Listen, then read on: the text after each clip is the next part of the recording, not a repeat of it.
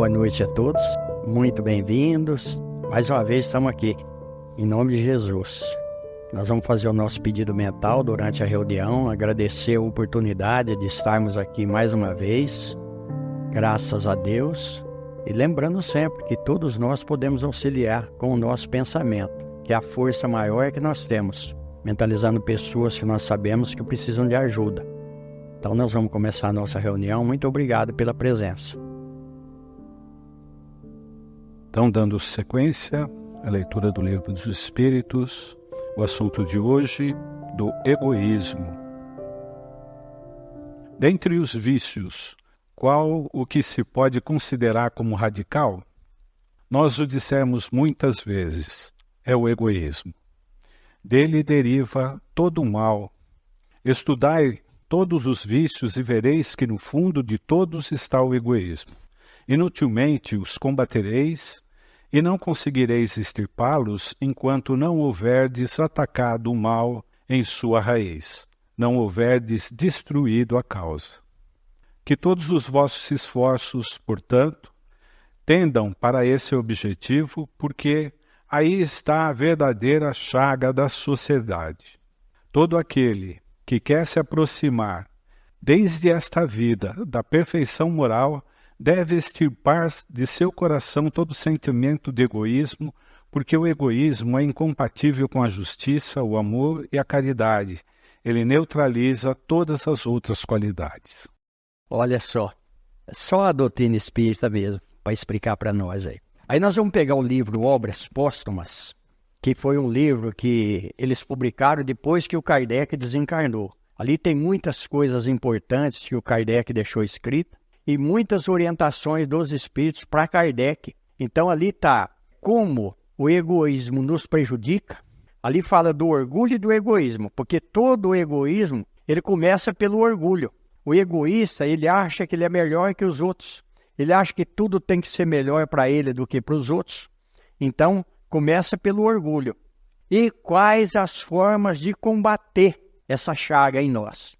Está ali no livro Obras Póstumas, que é muito interessante. Mas nós vamos ver também instruções dos Espíritos no Evangelho segundo o Espiritismo, no capítulo 15. Nós vamos ver ali as orientações dos Espíritos em relação, principalmente, ao egoísmo. Isso acontece muito nas nossas vidas, principalmente com os nossos filhos, quando nós não observamos. Porque já começa ali, um querer o melhor para ele do que para o outro.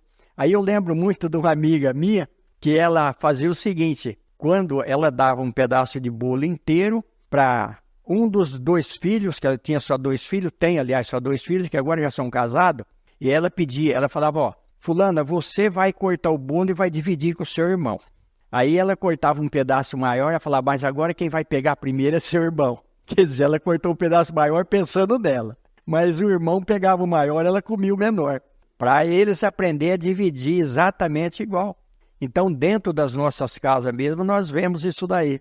Por exemplo, numa mistura, um quer pegar um pedaço de carne maior. Coisas simples, coisas até infantis que eu estou falando aqui, mas só para a gente entender como que nós precisamos realmente compartilhar. Mas o egoísmo impede que a gente possa praticar, né, a caridade. Sim. Né, de uma forma até natural. A gente acha que não está sendo egoísta, mas tá, né? Isso que acaba inibindo essas possibilidades que a gente tem de praticar. A gente quer primeiro para a gente, para depois servir o outro, né? É verdade. O egoísmo, estando fundado sobre o sentimento de interesse pessoal, parece bem difícil de ser inteiramente extirpado do coração do homem. Isso se conseguirá? À medida que os homens se esclarecem sobre as coisas espirituais, ligam menos valor às coisas materiais. Aliás, é preciso reformar as instituições humanas que o entretêm e o excitam. Isso depende da educação. Um outro livro. Olha a contribuição do Chico Xavier para nossas vidas. E olha o privilégio que nós temos de ter tido o Chico Xavier reencarnado no Brasil. O livro chama Estante da Vida. Nós vamos pegar o item lá, Documento Raro, onde o Chico Xavier recebeu do espírito irmão X, que é Humberto de Campos, uma história interessante. Os espíritos foram convidados a atender um desastre, um acidente onde havia perecido ali muitas vidas. Foi por afogamento num rio. Esse acidente aconteceu num rio. Quando ele chega, tem um papel em cima da água. Aí Humberto de Campos diz que ele pegou o papel para ler. Aí naquele papel estava ali um relatório de uma das pessoas que havia desencarnado no acidente, que era Raimundo Nonato, é o nome do homem. Estava escrito a vida dele no ano de 1966. Ele era bem sucedido, tinha muito dinheiro, e a mãe dele havia desencarnado, e um primo dele veio falar para ele o seguinte: olha, sua mãe manifestou no nosso grupo espírita e disse para você começar a dividir o que você tem, porque ele era solteirão, ele não tinha para quem deixar. Tinha só esse primo que era meio distante. Ele fala: imagina que a minha mãe ia falar isso para mim, eu não vou dividir minhas coisas com ninguém. E ali está todo o currículo dele naquele ano, retratado ali. Passa mais um pouco de tempo, vem uma outra pessoa conversar com ele que estava precisando de uns donativos para umas crianças órfãs que estavam precisando de ajuda. Ele fala sempre a vigarice, não vou deixar ninguém me enganar. E durante toda essa trajetória dele, quando chega no final, torna a vir outro recado para ele. Olha o chamamento para nós aí. Muitas vezes algumas coisas que acontecem na nossa vida, a gente pensa que vai ser para o mal, mas é para o nosso bem, aquele chamamento. Aí, olha só, ele pegou uma pasta com muito dinheiro, milhões, numa mala, para levar para a cidade para pôr no banco a juro. Acontece esse desastre. Aí Humberto de Campos diz o seguinte, que o dinheiro estava sendo levado pela água suja do rio. Moeda eles não acharam nenhuma, mas a carta estava ali dando testemunho dele, que recebeu muitos ensinamentos através de mensagem, inclusive da mãe dele, mas pelo egoísmo ele não quis dividir nada com ninguém e também não levou nada. Então olha só, que bom se a gente puder fazer alguma coisa, mesmo que a gente tenha pouco, mas o pouco com Deus é muito. O egoísmo, sendo inerente à espécie humana, não seria sempre um obstáculo ao reinado do bem absoluto sobre a Terra? É certo que o egoísmo é vosso pior mal, mas ele se prende à inferioridade dos espíritos encarnados sobre a Terra e não à humanidade em si mesma. Ora, os espíritos, em se depurando pelas encarnações sucessivas, perdem o egoísmo como perdem suas outras impurezas. Não tende sobre a Terra nenhum homem desprovido de egoísmo e praticando a caridade? Eles existem além do que acreditais, mas os conheceis pouco, porque a virtude não procura se pôr em evidência. Se há um, por que não haveria 10? Se há 10, por que não haveria 1000 e assim sucessivamente? Olha só, isso aqui é tão interessante que quando a Madre Teresa de Calcutá desencarnou também a princesa Diane. O jornal deu um quadrinho pequenininho dizendo da morte da Madre Teresa e o jornal inteiro para a princesa. E o trabalho das duas? A gente sabe que a princesa fez coisas boas, mas a Madre Teresa de Calcutá, todos nós sabemos do trabalho memorável que ela fez. Inclusive nós vamos ver num livro que a princesa quis trabalhar com a Madre Teresa de Calcutá. E a Madre Teresa falou para ela que ela não estava preparada para aquilo, para ela exercer a função dela dentro ali do reinado. Então, olha só, aí no plano espiritual tem o encontro das duas que Divaldo Pereira Franco comenta.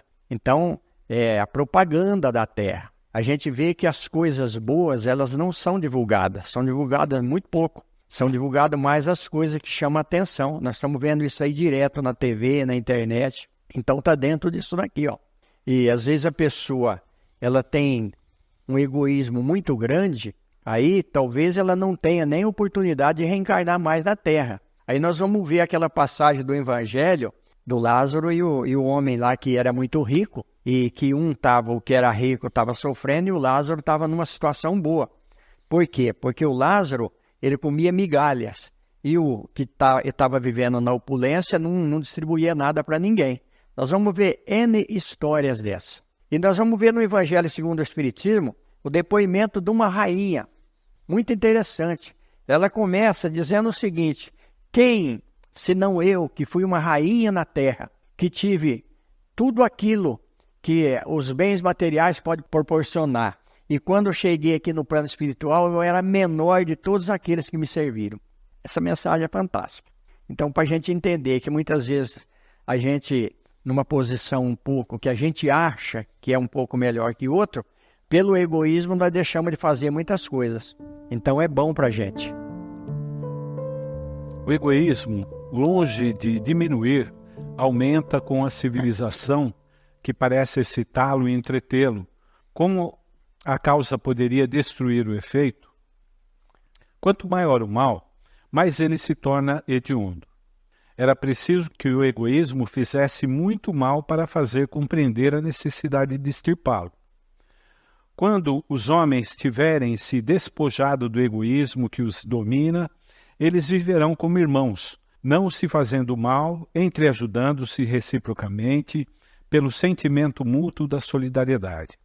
Então, o forte será o apoio e não o opressor do fraco, e não se verá mais homens a quem falta o necessário, porque todos praticarão a lei da justiça, é o reino do bem que os espíritos estão encarregados de preparar. Essa 784 nós não vamos chamar ela, porque ela vai dar mais ou menos o que está falando aqui para nós. Então, só para a gente entender, nós estamos num planeta de expiação e de prova, ainda vai ter muitos problemas, nós ainda vamos ter ainda essa chaga em nossas vidas, porque só quando a Terra mudar de posição é que nós vamos viver como irmãos e nós vamos dividir as coisas igualmente e deixar o egoísmo de lado. Nos planos superiores, se nós já comentamos aqui, no livro Cartas de uma Morta nós vamos ver isso, no livro Planeta Marte, os Discos Voadores, nós vamos ver isso, nós vamos ver isso no livro do Humberto de Campos.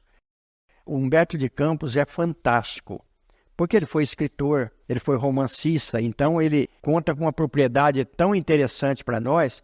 Ele diz que ele foi a Marte, mas ele não aproveitou a ida dele, porque ele foi como alguém que toma um avião no Rio de Janeiro, olha ele comentando, toma um avião no Rio de Janeiro e, por exemplo, se ele vai para um outro país, ele entra no avião e vai chegar lá naquele país sem observar a paisagem do caminho. Então ele começa contando assim, e ele dá uma descrição fantástica para nós. Então são planetas onde todas essas imperfeições aqui já foram extintas. Mas nós estamos na Terra ainda, a gente não pode se cobrar muito, porque nós vamos ficar perturbados. Porque quando a gente quer mudar a nossa vida de um dia para o outro, quando a gente quer ser santo, a gente às vezes fica chato. Ninguém consegue conviver com a gente. Porque a gente acha que já está puro tudo, mas a gente tem muitos defeitos. Então, é necessário também a gente ter o pé no chão e aos poucos a gente vai evoluindo e vai tirando essas imperfeições. Qual é o meio de se destruir o egoísmo? De todas as imperfeições humanas, a mais difícil de desenraizar-se é o egoísmo, porque ele se prende à influência da matéria, da qual o homem, ainda muito próximo da sua origem, não pode se libertar, e essa influência concorre para sustentá-lo, suas leis, sua organização social, sua educação. O egoísmo se enfraquecerá com a predominância da vida moral sobre a vida material e, sobretudo, com a inteligência que o Espiritismo vos dá de vosso estado futuro real e não desnaturado pelas ficções alegóricas. O Espiritismo, bem compreendido, quando estiver identificado com os costumes e as crenças, transformará os hábitos, os usos e as relações sociais. O egoísmo se funda sobre a importância da personalidade. Ora, o Espiritismo, bem compreendido, eu o repito, faz ver as coisas de tão alto que o sentimento da personalidade desaparece, de alguma forma, diante da imensidade. Destruindo essa importância, ou tudo, ou pelo menos fazendo vê-la como ela é, combate necessariamente o egoísmo. É o choque que o homem experimenta do egoísmo dos outros que o torna frequentemente egoísta porque sente a necessidade de colocar-se na defensiva, vendo que os outros pensam em si mesmos e não nele, é conduzido a ocupar-se de si mais do que dos outros. Que o princípio da caridade e da fraternidade seja a base das instituições sociais, das relações legais, de povo a povo e de homem a homem, e o homem pensará menos em sua pessoa quando verificar que os outros nele pensam. Ele sofrerá a influência moralizadora do exemplo e do contato.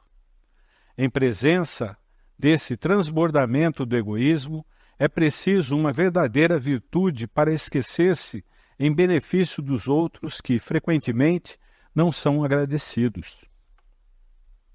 É, sobretudo, aqueles que possuem esta virtude que o reino dos céus está aberto.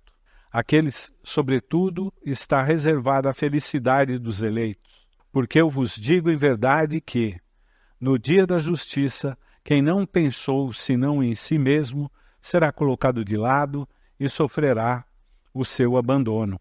Fenelon. Olha que coisa, gente. Essa é a mensagem desse espírito, um espírito superior, que trouxe para nós. Então, isso tudo desaparecerá. Essa é uma ilusão que nós temos, porque nós estamos, como está falando aqui, nós estamos na Terra. Quando a gente desencarna, a gente passa a ver de outra maneira a vida. A gente passa a perceber que muitas coisas nós poderíamos ter feito diferente, mas aí já é tarde. Por isso que, inclusive, eu comentei com uma amiga hoje, que a gente não deve deixar de fazer o que nós podemos fazer hoje para amanhã, porque amanhã muitas vezes será tarde, a gente não sabe se a gente vai estar aqui. Então, as oportunidades que aparecerem para nós precisamos aproveitar. Isso acontece muito nos trabalhos sociais, onde a gente tem o trabalho social, toda a instituição espírita tem. Aliás, o espiritismo é quem mais pratica a caridade. Não existe uma outra doutrina que prega e que faz mais caridade do que o espiritismo. Tanto é que todos os sanatórios, todos os hospitais psiquiátricos são espíritas. São raros aqueles que não são espíritas, são raríssimos, porque a gente já entendeu um pouco melhor essas coisas. Então, no trabalho social, muitas vezes, a pessoa ele desanima, porque ele não está vendo o objetivo do trabalho. Ele não vai focar no resultado do trabalho. Ele está focando nas pessoas que estão ali, e nós somos falhos. Muitas vezes a gente se decepciona, muitas pessoas falam, eu fazia caridade, agora não faço mais. Eu não faço mais porque não adianta. Nós nunca devemos pensar nisso. A gente vai pegar o exemplo do Chico Xavier. Chico Xavier recebia muitas coisas valorosas. Inclusive, nós sabemos que o Chico Xavier recebeu uma herança muito grande do Friedner, que era um homem que até escreveu um livro por intermédio do Chico Xavier que chama Voltei. E ele usa o pseudônimo de irmão Jacó ali para não comprometer que ele era um homem muito rico. E ele deixa uma herança para o Chico Xavier e o Chico Xavier não queria receber de forma alguma, mas era testamentária, não tinha como o Chico Xavier recusar. O que o Chico Xavier fez?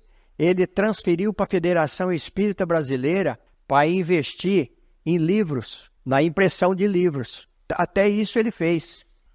Muita gente não sabe, mas Chico Xavier ganhava coisas relógio, que às vezes um de nós se ganhasse um relógio daquele, ia esconder ele para ninguém ver. E o Chico Xavier não, ele transferia. Ele transferia para aqueles que precisavam. Então ele é totalmente desprendido. É alguém que já viveu, que veio de um planeta já mais evoluído, que veio aqui como missão e já tinha superado tudo isso daqui. Eu contei a história do Chuchu aqui um dia, né? Que eles não tinham mistura. Aí a irmã do Chico Xavier ganhou 2 Chuchu. Aí ela falou, Chico, eu já ganhei 2 Chuchu. Nós já tem mistura. Aí a vizinha do lado pediu para ela, falou, nós estamos sem mistura. Tinha criança, você não tem nada para dar para nós? Ela chegou e falou, Chico, ela pediu, falou, dá os 2 Chuchu para ela. Mas e nós? Dá os 2 Chuchu para ela. A irmã deu os 2 Chuchu. Chegou uma outra pessoa e deu 4 Chuchu para a irmã do Chico. Aí ela distribuiu os 4 Chuchu. Quando foi quase na hora do almoço, chegou um homem do sítio com uma carroça de Chuchu. Isso é verídico. Então, olha para vocês verem. O que é isso daí? Não é egoísmo. Às vezes a gente faz essas coisas. Olha como que nós estamos atrasados ainda em relação às coisas espirituais. Mas nós vamos evoluir, nós vamos chegar lá. Olha, Jesus no lar. Auxílio mútuo me veio aqui agora. É o nome ali. muito interessante da história. André estava lendo uma passagem do profeta Isaías, porque Jesus fazia as reuniões na casa de Pedro e juntava muita gente ali, mulheres, tudo. Eles liam um trecho dos pergaminhos antigos e depois eles discutiam sobre o assunto. Mateus e Tiago começaram a discorrer sobre o assunto e ficaram empolgados, inflamados. E Jesus estava junto, silencioso, só ouvindo. Estava falando exatamente sobre isso aqui, sobre o egoísmo, sobre a falta de caridade com os irmãos. Aí, quando apaziguou um pouco os ânimos, Jesus contou uma história. Olha, muito interessante para nós. Jesus disse o seguinte: numa região montanhosa, muito fria, vinha vindo 2 amigos, ambos doentes.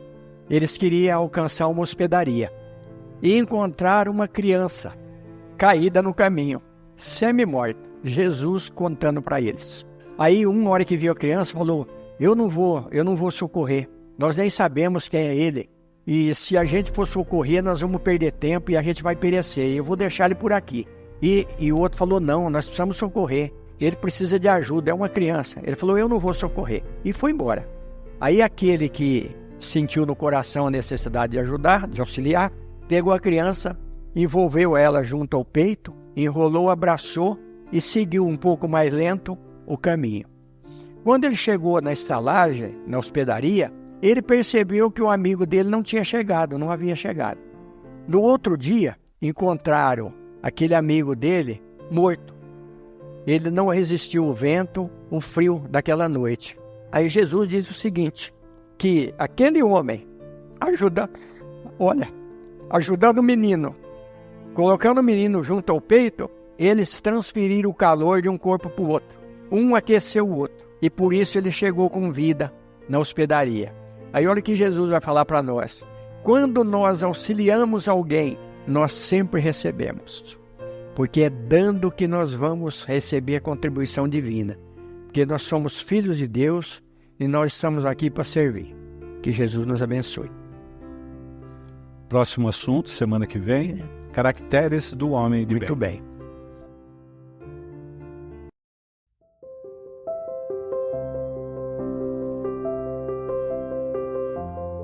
Olha quanta coisa boa que a doutrina espírita traz para nós, né?